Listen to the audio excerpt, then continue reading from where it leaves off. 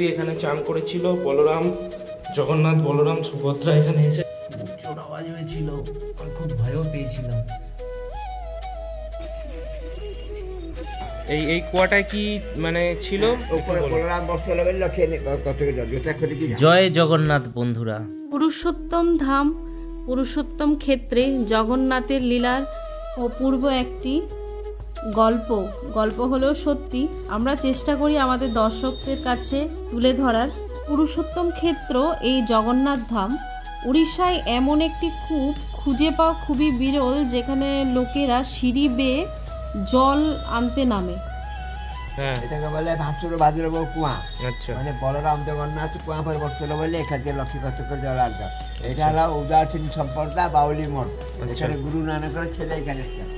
দর্শকরা, আমরা এখন আপনাদের নিয়ে যাব সেই কূপটি দর্শনে।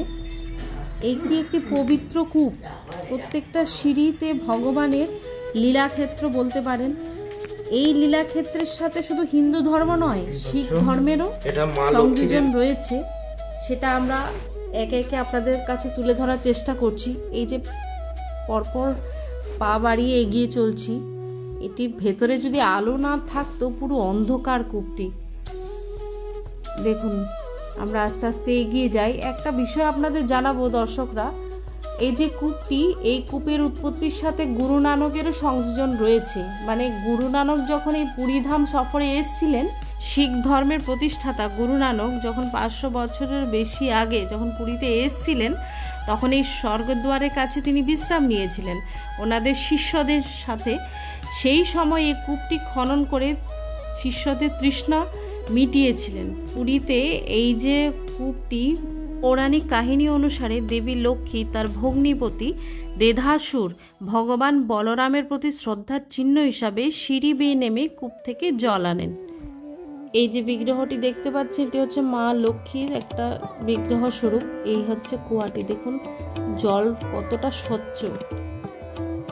আর কুয়ার উপরের দিকে তাকালে দেখুন, নিচ থেকে আমরা ধার থেকে উপরের দিকে দেখানোর চেষ্টা করছি। দেখুন অনেক সম্প্রদায় যেতে যে সম্প্রদায়ের ব্যক্তি আসিছন্তি, শিখ হন্তু, বরায়, বৌদ্ধ, জৈন, শৈব, শাক্ত, বৈষ্ণব যেতে যে আসিছন্তি, জগন্নাথଙ୍କୁ ସେ ନିଜର ରୂପରେ ଗ୍ରହଣ କରି।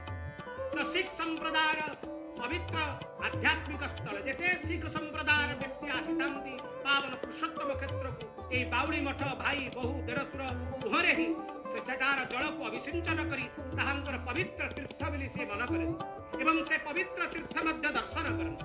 ଏବଂ ଏହି ପବିତ୍ର ତୀର୍ଥ ଏକ ପବିତ୍ର ସ୍ଥାନ, ଯେଉଁ ସ୍ଥାନରେ ମନୁଷ୍ୟ ସେଠାରେ ସେହି ପବିତ୍ର କୂପକୁ ଦର୍ଶନ କରିବା, ସେ କୂପ ଜଳକୁ ଅଭିସିଞ୍ଚନ କଲେ ଅପବିତ୍ରମ୍ ପବିତ୍ରବାନ୍ ସର୍ବାବସ୍ଥାଂ ଗତୋ ପିବା।